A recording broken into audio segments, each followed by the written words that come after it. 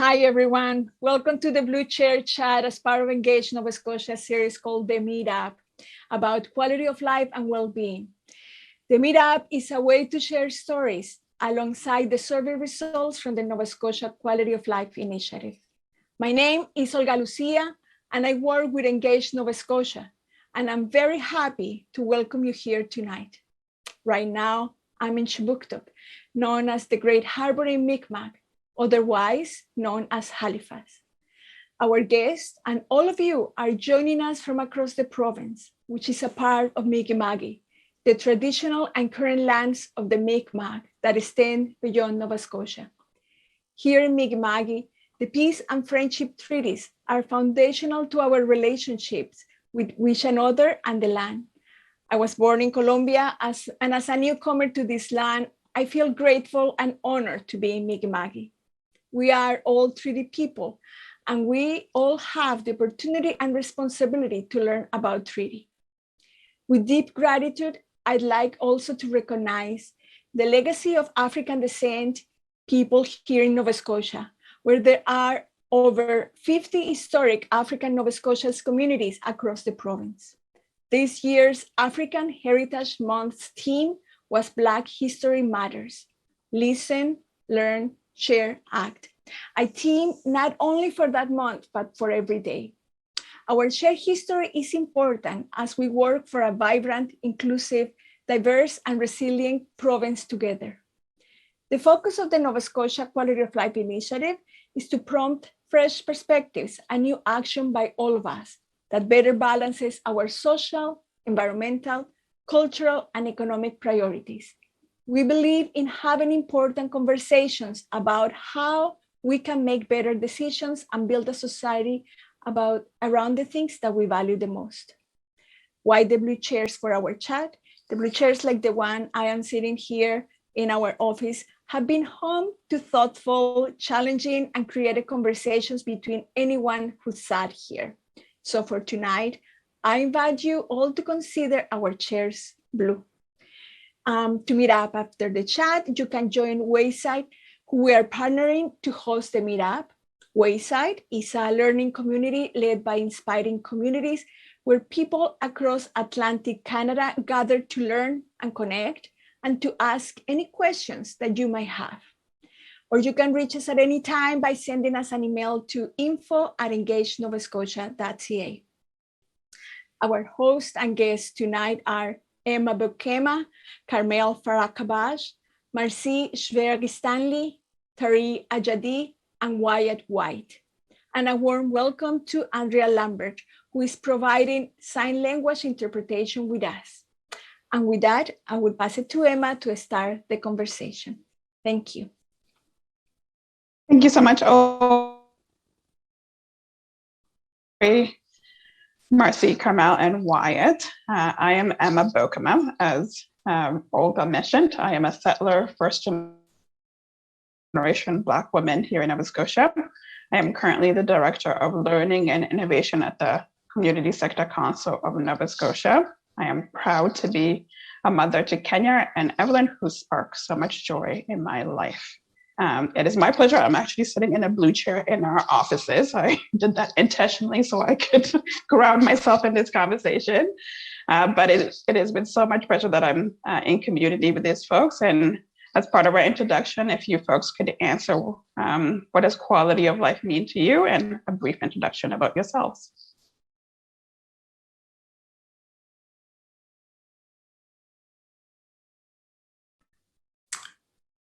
Well, perhaps I can go first. So, Gwe, Welligiskuk. Hello, everyone, and wanted to say hello and good day in my own language, in Mi'kmaq.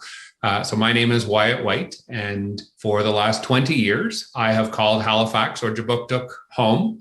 But I'm originally from the Listuguj First Nation up in the Gaspé region of Quebec. And just by way of situating that, it's in the northernmost region of Mi'kmaq, which, as Olga referenced, is the traditional territory of the Mi'kmaq and spans as far east into Newfoundland, as far north into the Gaspé, and then, of course, here in Nova Scotia, New Brunswick, and PEI. When I think of what sparks my sense of joy or being in a community, it is having a sense of belonging and having a sense of connection with the community around me. And I think of that in both sort of professional and in personal ways. So I think of my community both in the place I work, where I spend a good part of the day, and then also, the community where I live. So the places I choose to spend time outside of work. And I think a critical foundation of what brings joy or happiness in a community is where you have that sense of belonging. So I'll leave my introduction to that, and really looking forward to engaging with my fellow co-panelists. Walalia. I'll go next, I guess. I was born and brought up in North Sydney, but am now living in Sydney on Cape Breton Island. I've been an advocate of and for persons with disabilities for probably 39 years. I am a woman with a disability myself. I'm retired. I have been retired for 7 years from the federal government. I spend a lot of time advocating. I'm on a lot of boards and advisory councils. And it's important, if you want to make a difference, to be at the table and involved. The only problem is all of the opportunities that are coming, all of the opportunities to further my advocacy work are all coming at the same time. So I can't be cloned, but it would be nice if I could. So what does the quality of life mean to me? Well, one of the things that's really important for me to have a good quality of life and well-being is accessibility. And that's because of my mobility issues in regards to what I had was the juvenile rheumatoid arthritis. So I am in a power wheelchair now. 4 or 5 years ago, I didn't have as limited mobility. And even though I am not that mobile and had spent the last 5 months in the hospital because I had a total femur replacement, I still move on. I still try to, I guess, be a part of a good quality of life, although at times it's difficult, and it's really important. I'm a people person. It's important to be part of the community. And when I was in the hospital, I was even doing my advocacy work on the phone, and that really made me feel good about myself. And I really enjoy that. I thrive on that.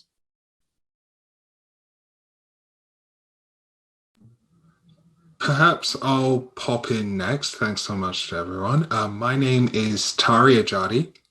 I am a first-generation settler here in Chipuktuk.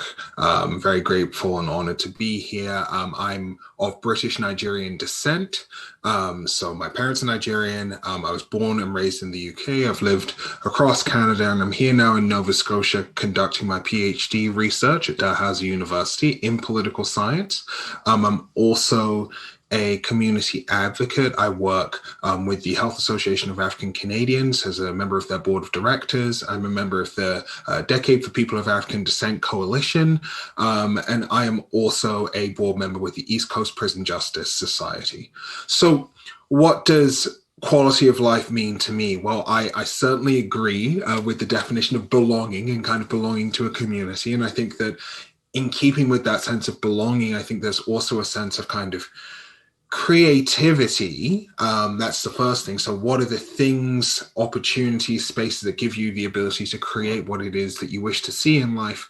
And also the ability to, maintain a basic standard of well-being, right? So how can I put a roof over my head? How can I eat enough food to make sure that I can sleep at night? Do I have somewhere to sleep at night? Things of that nature. So that's what quality of life, generally speaking, means to me. Thanks, everyone. Great. Thank you so much, everyone. I can go next. My name is Carmel Farahbash. My pronouns are they and them. And I'm a second generation immigrant and settler in Chibuktuk. My family is from Iran. So a huge part of my work is thinking about the ways in which my queerness and transness and faith and also cultural context informs the person that I am, and also the spaces that I want to create. So creating containers to hold a variety of perspectives and experiences. My work right now is specifically working with 2S LGBTQIA+ youth under 25. I'm the executive director of the Youth Project, and the work that we do is specifically rooted in connection building and peer-to-peer mentorship and centering youth brilliance and magic to create, again, that idea of community and home place in the ways that we can as a community organization. So, of course, a huge way that I think about quality of life is thinking about the ways in which young people have access to self-built spaces where they feel autonomous, where they feel like they have creative control, where they feel like their experience is expertise, and where they can gain information and insight about various parts of their own identities in ways that may not be prioritized in a traditional education context in the school system as we know it. Another element of that is also creativity. So I'm really happy that you just shared that. And it's about creating spaces for self-expression in all of the ways that that looks, and having accessible entry points to conversations around art and creativity and music making. And that's really huge.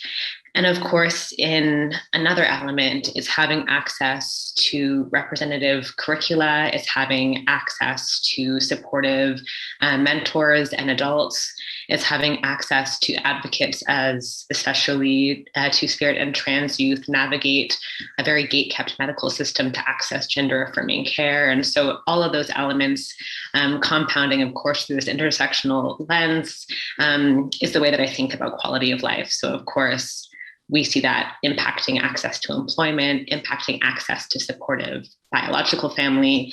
We see that impacting access to spaces of university. So really thinking about how we can create conversation, how we can create skill building for these incredible and brilliant young people to self-determine the futures that they want to build for themselves. Thank you so much, folks. I'm excited about the conversation just based on the introduction. So I'm going to take a pivot to go more into what we'll be discussing today. So historical and persistent discrimination across gender, race, and ethnicity, class, and ability requires understanding and action. Discrimination affects our well-being in many different ways. We will speak to some of them and encourage ongoing work and conversation. So how does discrimination affect our individual and community's quality of life and well-being? And what is coming up for you folks? I think we've started to identify some of the things as part of the introduction, but would love to hear more about what is coming up for you folks.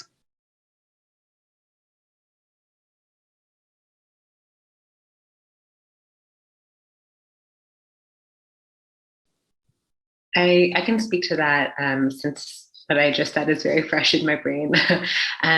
So when I think about discrimination and the ways that it impacts the very, very vast community that I work with, it feels impossible to narrow it down to a few central experiences. So I often think about it as the ways in which our institutional systems of power interact with our community networks. And so if we think about that in a really simple way, that would just be the context of our medical model, the context of our education model, the context of our legal model, the context of our capitalist model of work, and the context of our community support and or resources model. So thinking about the ways in which all of those different models impact each other and create potentially much more difficult navigational routes for folks who are experiencing a variety of marginalized identities, or historically marginalized identities, I should say. And so I spoke to our medical model briefly, but I think a huge piece is accessing gender affirming hormones and also gender affirming surgeries, and also just trans competent healthcare. So, of course, if we think about that, that interacts with ableism, that interacts with class, that interacts with race in huge, huge, huge ways. And if we distill it, it really comes to the idea of gatekeeping and disempowering, especially in this context, young people's lived experiences, their expertise, and not allowing for there to be space, room, future for those young folks to self-determine the kind of care that they deserve and they need.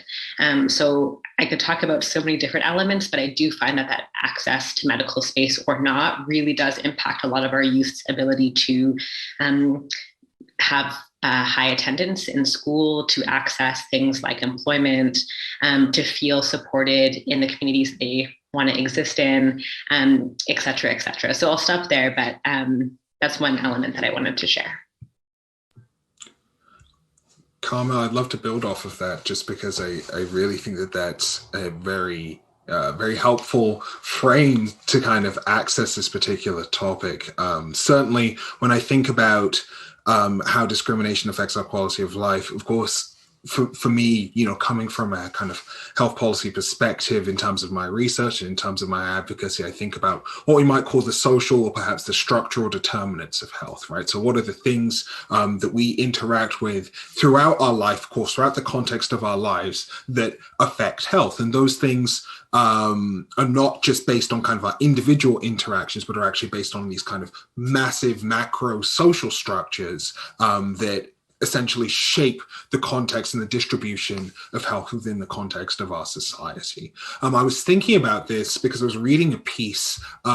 It came out, I think, maybe a couple of weeks ago in the journal Ethnic and Racial Studies. And it was talking about how lethal police violence affects particularly Black women in communities that are surveilled by the police, right? And so in that context, the parents, particularly of Black children within those contexts, face a higher rate of potential risk of high blood pressure, potential risk of diabetes, et cetera, et cetera. And so we can think about all of the different ways that the state is bringing to bear ill health on these particular people, right? Because fundamentally, it's the context of their lives, how they move through the world on a day-to-day basis. And the weight of that exposure to state violence, that exposure to poverty, that exposure to marginalization affects the context of their health on a day-to-day basis. It makes your world very small. It makes your capacity to do basic things on a day-to-day extremely limited.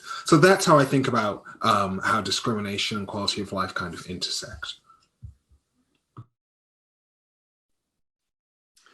I just wanted to sort of it's almost like music to my ears to hear Carmel use the term self-determination, but in a completely different context to the one I'm used to. So coming from sort of the Indigenous government relation world, and then more recently the last almost 9 years focused on Indigenous education, there has been I think a nationwide, and certainly within Nova Scotia, a recognition of the role, the space that does need to get created within the Nova Scotia curriculum for other ways, and in my case, in making space for Mi'kmaq ways of knowing and being in this world, and really living up to the promise of what elders Merdina and Albert Marshall referred to as Edawamtumum, which is the two-eyed seeing model, which is in a 21st century context. There's the Mi'kmaq ways of knowing and being in the world.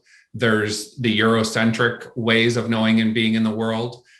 Given we're all in this together, why don't we take the best of both of those worlds and, like a real pair of glasses, focus in and create a more perfect vision for the future. So I think by creating space in curricula, whether it's in public school or in public facing program, that allows youth and adults alike the space to be comfortable in that area and to see themselves really represented. So yeah, I really love the idea of thinking about self-determination and broadening my own perspective, not thinking of it from an Indigenous governance perspective. Well, I guess I will go next. Well, discrimination really, I feel, is not being treated fairly and not being treated equally. And that brings in accessibility again when you're talking with persons with disabilities. And there's all different kinds of disabilities. From my perspective, it's a mobility disability, but there's hearing, there's people who are not in wheelchairs, they're ambulatory and so on. But it seems that it's really important to have an inclusive mindset. And if I am going to go to an event, like a theater event, for me, it's not simply go out in my car and go to the event.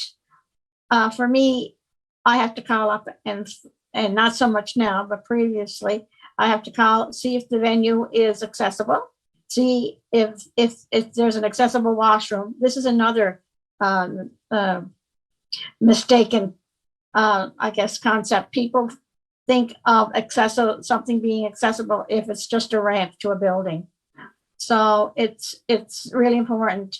Another thing is housing, which not very recently I spent 5 to 6 months, and I mean day and night, trying to find a young fella who was sleeping on a manual hospital bed, and he fell off of it 3 or 4 times. But he was in a small options home, and they wouldn't do anything about it.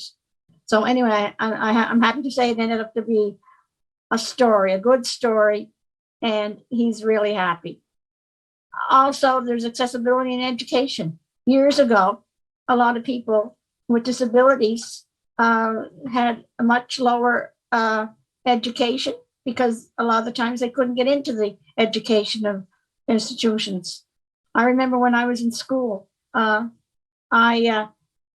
had to, there was, I don't know how many stairs there were. All of the schools and the churches were the most inaccessible places, I think, on earth. And that's going back 30 or 40 years. So you're talking about education, you're talking about housing, you're talking about entertainment, traveling. I've traveled from here to Las Vegas. I used to go before COVID for 2 weeks every year. So this is all my well-being and quality of life. I have home care down there.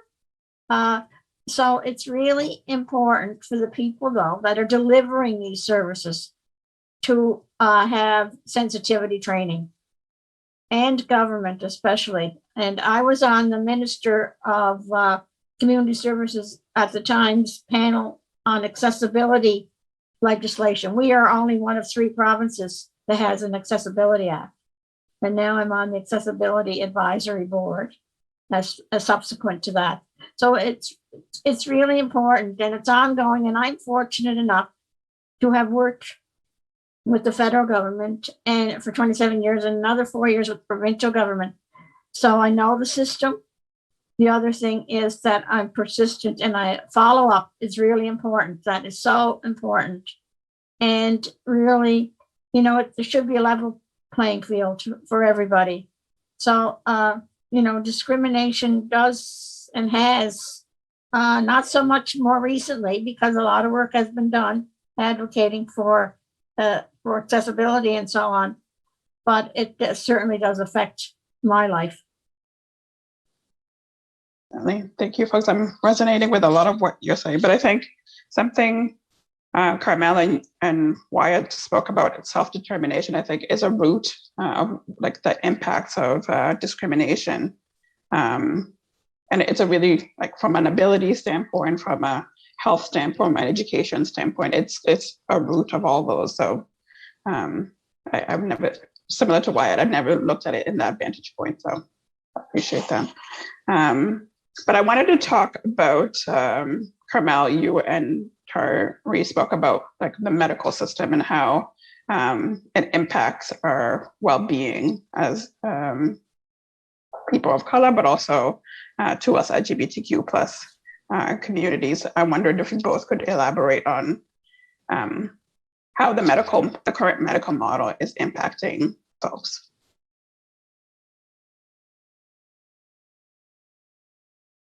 I can jump in here, just to save Carmel from having to jump in again for the first time. I really appreciate that. Yeah, I mean, when we think about the medical system, there's this sense that, all of the folks within the context of care settings are doing their best. We have this broad kind of like understanding of medical professionals as subscribing to this Hippocratic oath, right? Do no harm. We're going to do our best for all of our patients. And, some folks believe that like we're going to treat our patients equally. And while that might be true for the vast majority of doctors or the majority of doctors, nurses, other medical professionals and health professions, the reality is that just as anywhere else within the context of our lives, discrimination and bias does affect folks in care settings. The thing about discrimination, though, and the thing about health is that care settings is just it's the tip of the iceberg, right?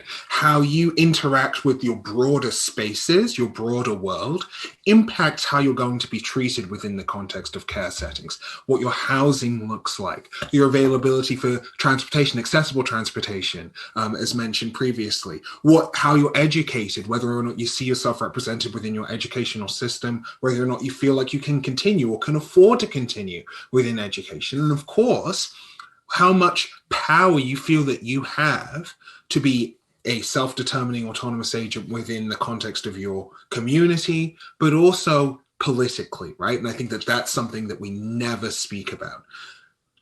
Whether or not you perceive yourself as having a sense of political power, or whether or not you perceive yourself as having no capacity to influence the conditions within which you live, has a massive effect on your quality of life and on your health. So these are all of the things that happen, and all of that weight, the weight of the state, the weight of the world, gets brought to bear in these very specific and small spaces, these care settings where you're interacting with someone else, and they might not be able to identify with where you're coming from, the challenges you go through, and they might produce particular forms of discrimination in that setting. So while it's really important to talk about, culturally competent care, things of that nature within the context of care settings, we've got to remember that that's within a far broader context, and that's really important to speak about as well.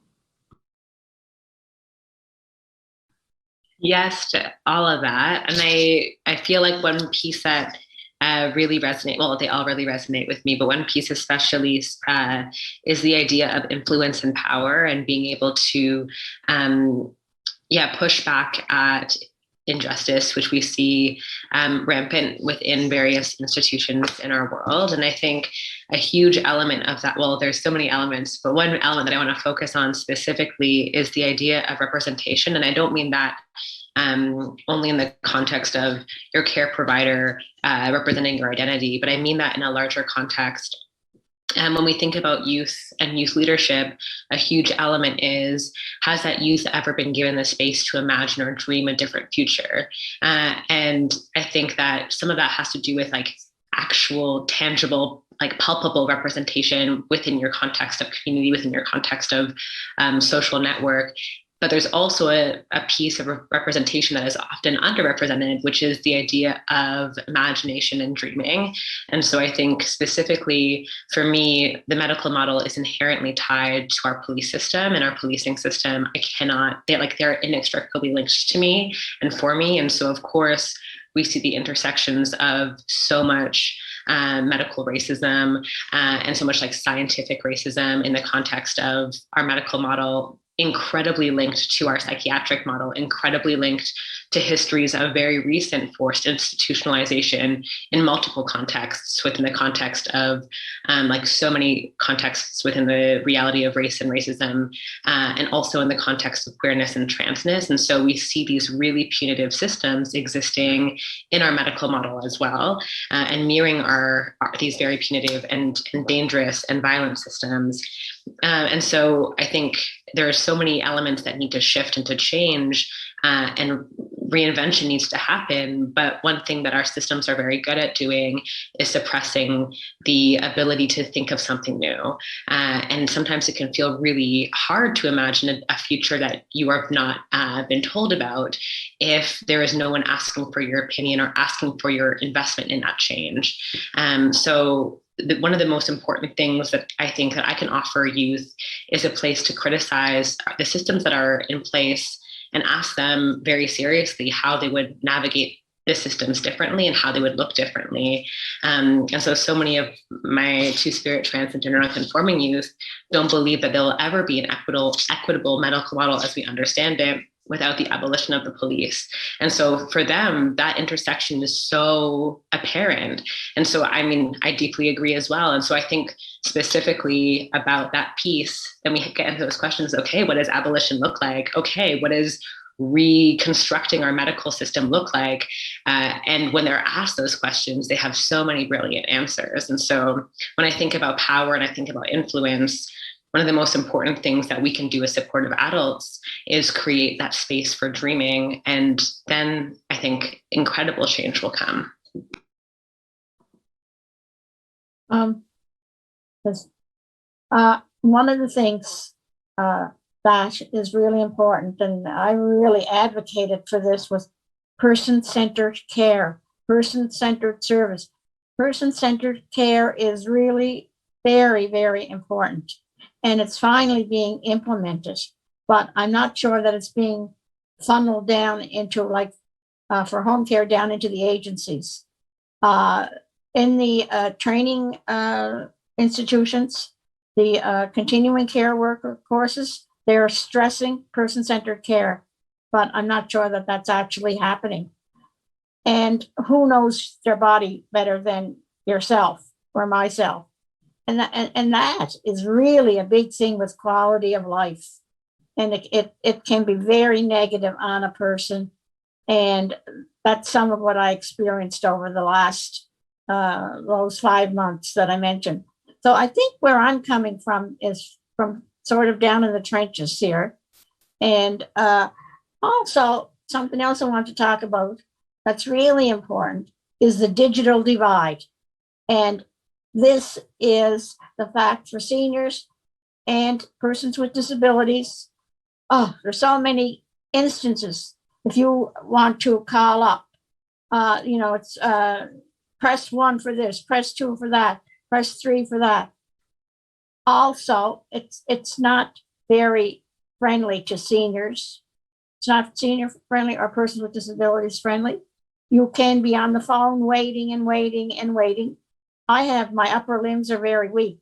Well, after a while, I get really tired. So that really affects me negatively in my quality of life. I had to get in touch with the bank. I called 2 days in a row. I was on the line for an hour and I shut the phone. I had to go to my bank manager. He had to do something and talk to somebody in Montreal. That person, the regional manager, had to call me. And it was to respond to a letter that I had gotten from the TD, and they had given me a time limit to respond. So, like, I was in stress mode for all of that time. So that doesn't make for a very good quality of life. Those are, I mean, I could give you a lot of examples, but that's really important. Even like everything, like on, let me see, pill vials and things like that. The lettering is so small, it's hard to read. So it, like I say, it's the digital divide, and I don't know, I wish somebody would address that.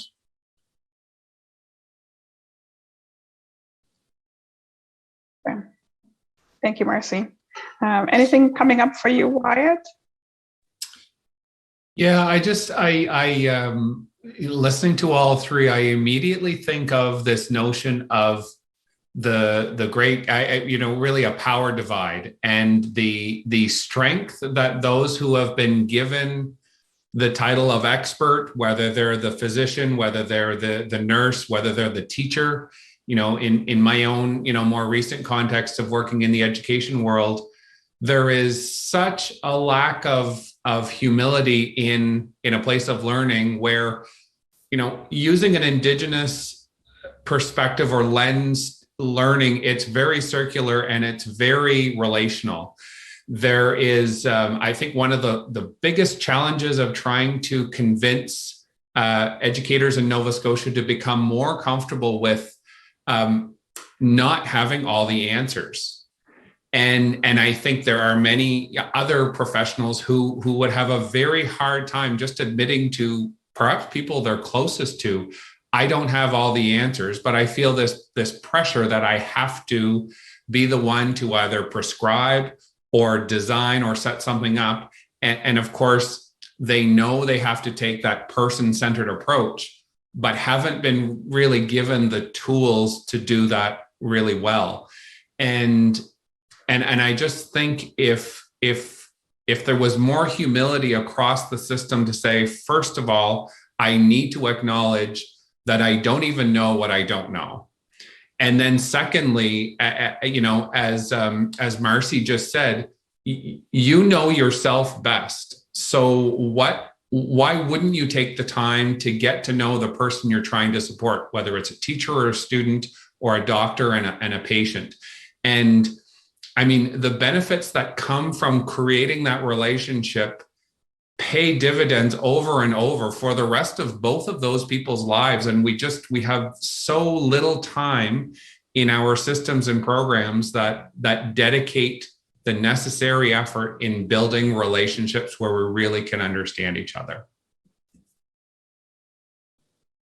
100%. And I think a lot of our models are one size fits all, and they don't fit all. So how could we move to a place where, like you said, like we're relational, we're people-centered, and taking into account all our intersectionality around those pieces. So there's the hoping that I'm going to take a pivot. And I think, Harry, you spoke about power and how self-determination impacts power. So how can we build and achieve equitable power at the individual, organization, and systems level?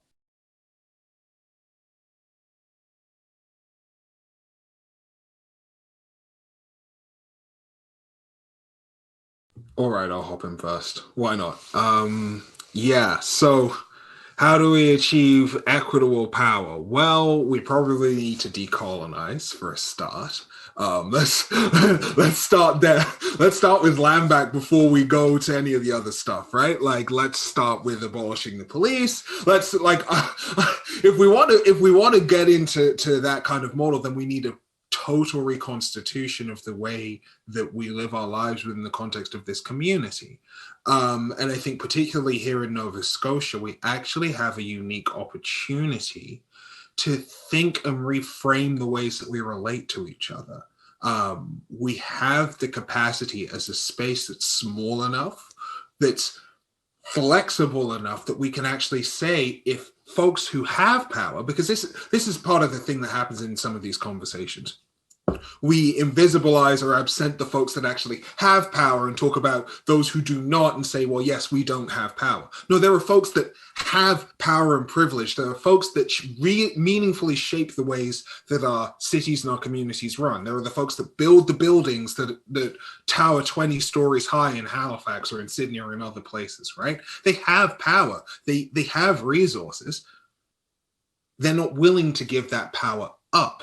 Right? And so there's an active process here where the folks that do actually have power need to cede it, right? They need to actually give resources back. That's money, that's land, that's influence that needs to be shared equitably within the context of our society. And there needs to be a historical accounting for the many harms that have been conducted on this land, the harms of settler colonialism, the harms of slavery, the harms of racism, the harms of homophobia, the harms of all of these, the harms of phobias for persons with disabilities, and the list continues, right? So like there's an actual meaningful accounting that needs to be made within the context of our society. And the question is there the political will amongst those who do have power to actually conduct that accounting?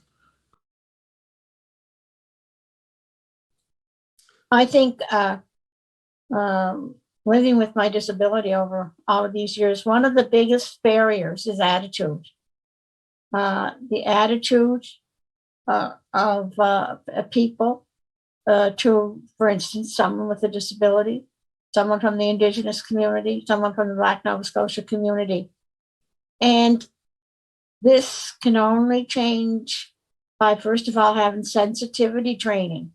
That is so important, because in order for in my case, the able-bodied population to buy in to what I'm saying, they need to understand it.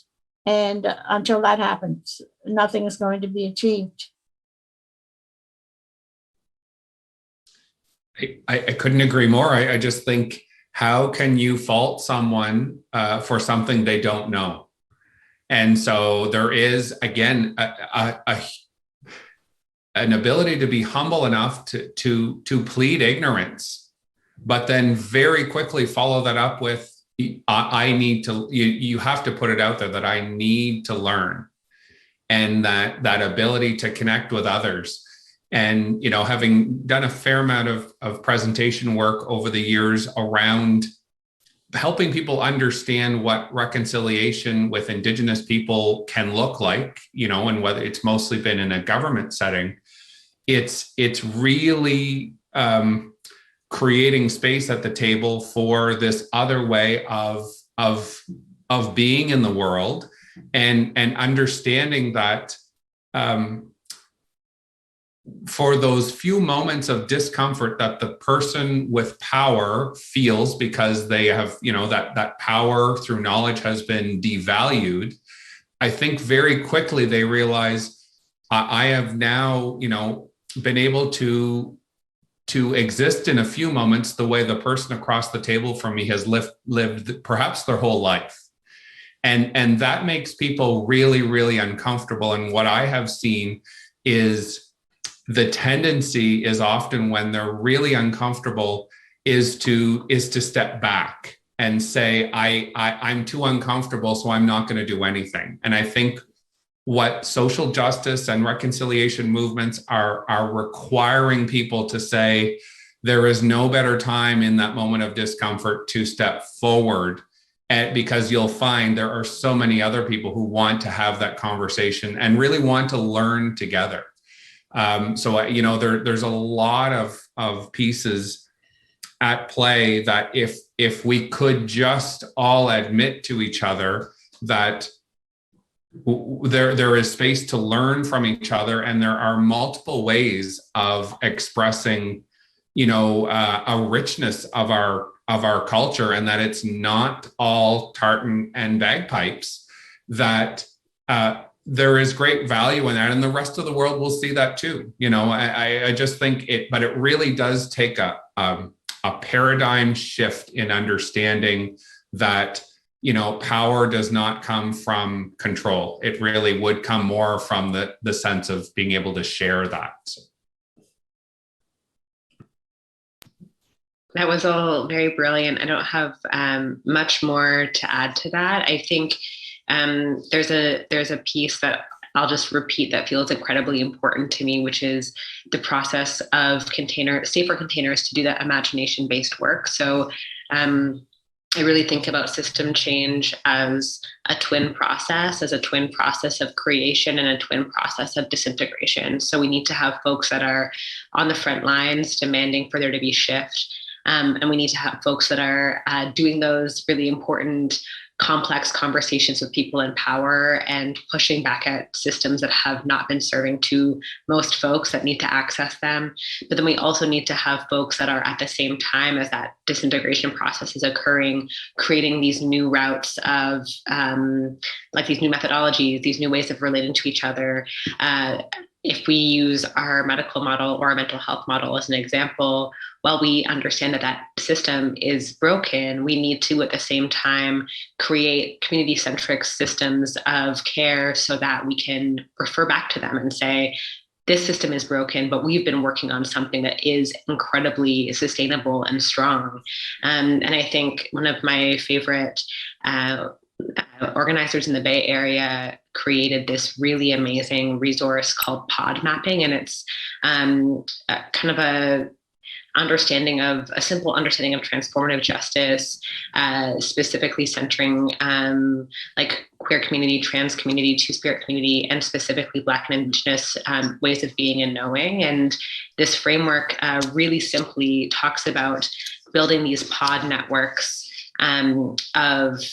so that you have folks to call on during emergency, so that you can build this idea that our communities have skill and that we have ability to interact with each other, and that we don't have to have a state first mentality, that we can turn inwards to figuring out ways to navigate various harm.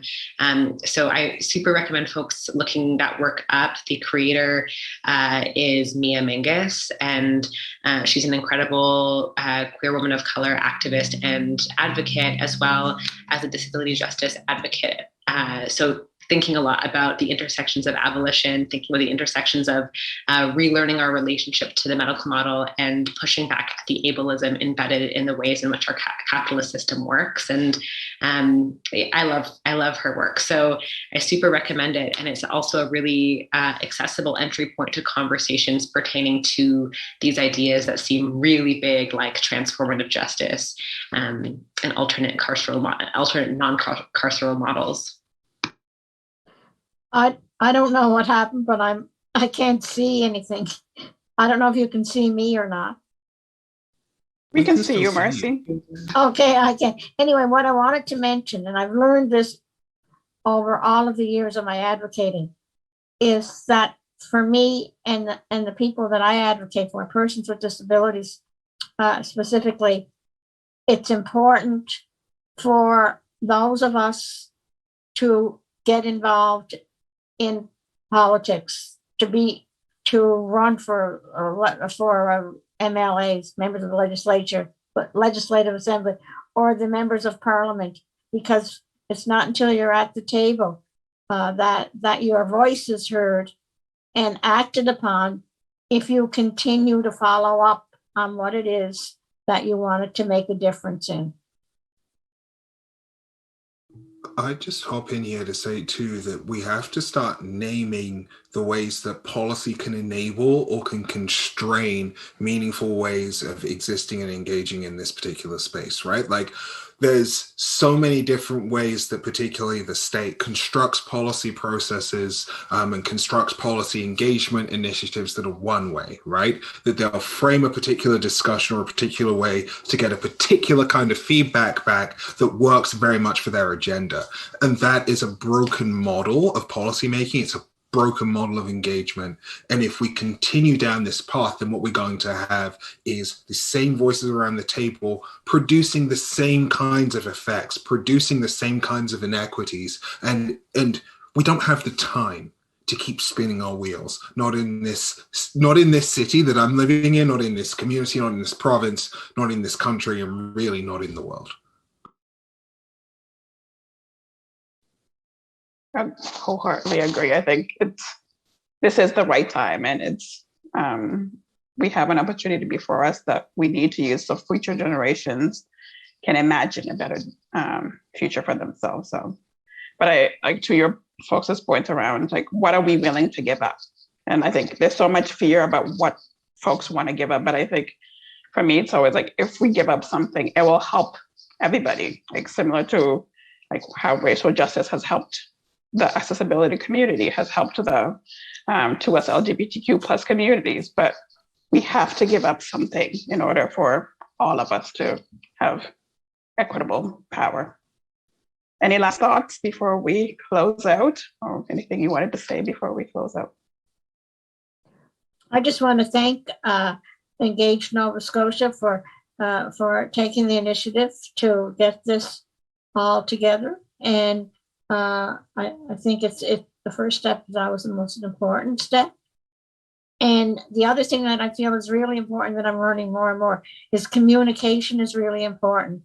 And when there are new programs that are introduced by the federal and the provincial government funding programs, what happens is the word doesn't get to the people that really need to use it. So communication seems to be a weak in a lot of things.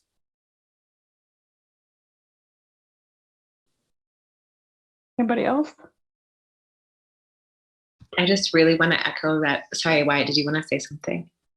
Okay, great. I just wanted to echo that point around the ways in which policy and change making looks in our institutions. And I think there is such a need for a creative routes to systems change work. And so I think, again, often one of the ways in which our institutions keep change from happening is by creating these like in inter-community conflicts and criticizing different ways of engaging with systems change. So often we are told within our own communities that in order to have our voice heard, we have to be respectable. In order to have our voices heard, we have to do it the proper way through policy reform or curricula reform and taking to the streets, or by shaking, like the ground that we understand the world to exist on as not ways that we can access change and shift. And so I really want us to challenge the ways that lie is often taught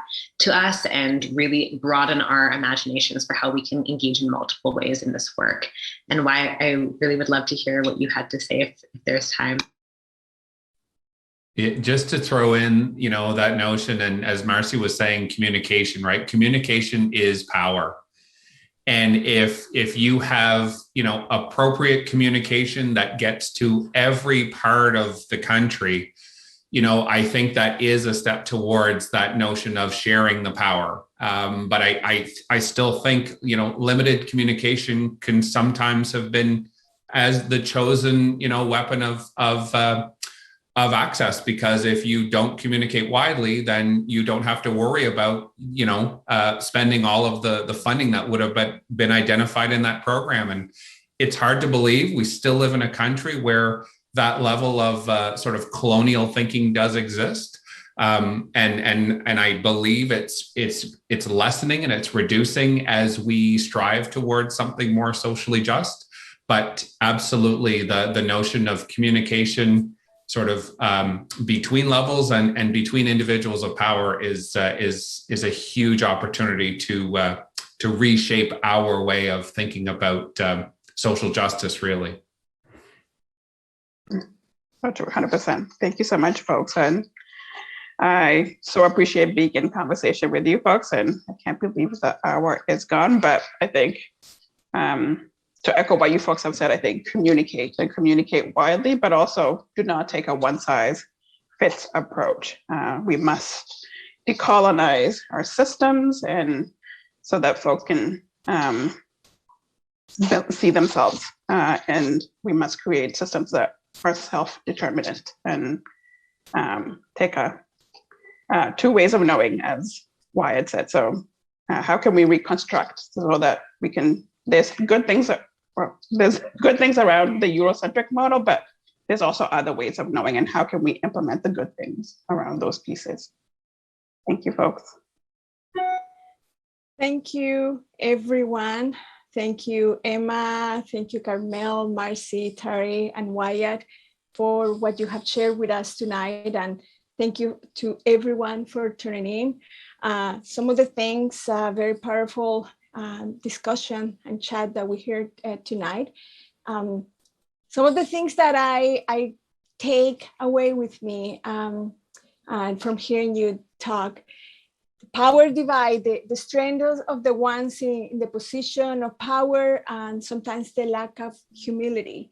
How can we achieve an equitable power? That's a powerful question. It might take total reconstruction of the way that we relate to each other, sharing the resources, willing to share the power, creating a space on the table for others for being in this world. Maybe a small moment of discomfort to be in the shoes of others that have been discriminated for so long will help to feel that. How does it feel to be discriminated? Maybe that perhaps a new methodology in relating to each other. It's not until you are on the table that your voice is heard. And I also, something very important that I think it was Tari who said, Nova Scotia is small enough, flexible enough, and we might have that intention. So what are we willing to give up, maybe to share with others? So thank you so much for all these reflections. They were all powerful. And as I mentioned earlier, we can keep talking on Wayside and waysideinitiative.ca. I will share the link in the chat. By joining the meetup group, please let us know if this conversation shifted your perspective, and if did, how and why. We are also hosting the Whiteboard Jam session about discrimination on Thursday from 1 to 2. You are going to be put pen to paper, literally, in this workshop, and be guided through a series of reflections and brainstorming activities.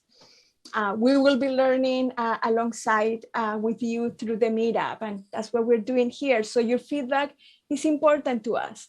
I will also include a link in the chat. It will also follow up in a follow-up email, so you can share your thoughts. How are you living and enjoying these conversations? The next week's topic is people, relationships, and place. How do our connections to one another and our communities matter to our quality of life? So see you again soon. Take care of yourselves and have a good night. Thank you, everyone.